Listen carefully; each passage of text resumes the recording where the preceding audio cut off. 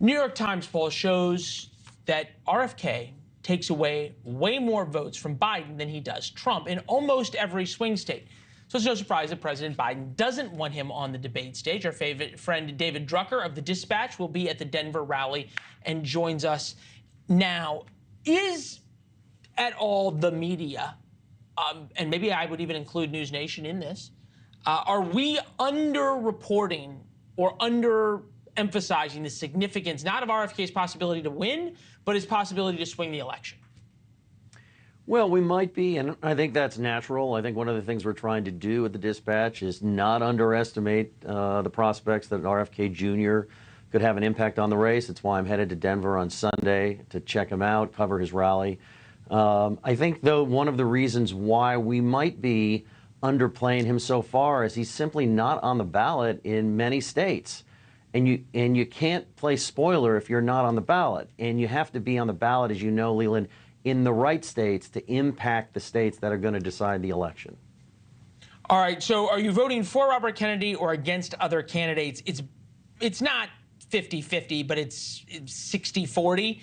For RFK against the other candidates is always above 40%. In Pennsylvania, it's 53%. And when you listen to RFK, he sort of has this pitch to people who don't like either Trump or Biden. He says the polarization now in America is worse than the Civil War. Take a listen. The polarization between Americans, that, you know, both of them say they don't like the division and they blame it on the other guy.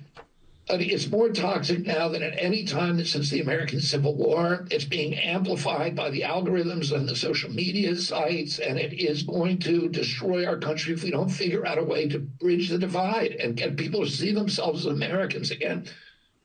President Trump and President Biden cannot do that. Okay, and RFK Jr. can get us all to see each other as Americans again? Well, he'll have to prove that he can. I mean, right now there's no indication that he's the guy to do this. He holds very heterodox views on a number of issues. And David, I have no idea what heterodox means. I'm guessing what you're meaning is controversial?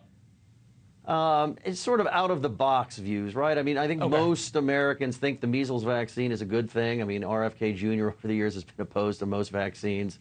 He talks about things like the war machine and, you know, look, Americans may believe you need more defense spending or less. I don't think most people believe there's some secret cabal that's a war machine. And so even though Joe Biden and Donald Trump in particular are so polarizing, they are talking about the bread and butter issues most Americans care about the most.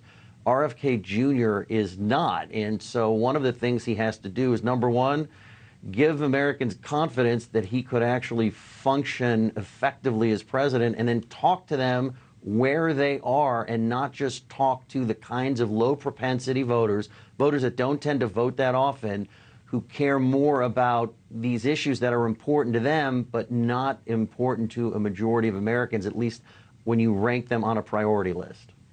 So what I'm hearing you say is you got to go out and you've got to give people a reason to vote for you other than the assassination of JFK, mass shootings and antidepressants, the 2004 presidential election was stolen, these sort of very out-of-the-box ideas. You got to talk about inflation,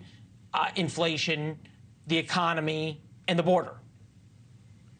That and keeping America safe in the world and projecting American power and trying to calm all of these issues that we have raging around the globe. I think you hit it, Leland, and I just added an extra one.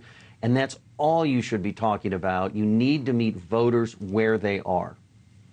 All right. Well, you have the distinct duty of going to see the voters where they are and see if RFK's message is resonating with them. In Trump's shadow, the battle for 2024 and the future of the GOP was David's book. Now we are into Trump's perhaps last race that you will be covering. Good to see you, my friend. Thank you. Thanks, Leland. Thanks for watching. Go to joinnn.com to find NewsNation on your television provider. And don't forget to click the red subscribe button below to get more of NewsNation's fact-driven, unbiased coverage.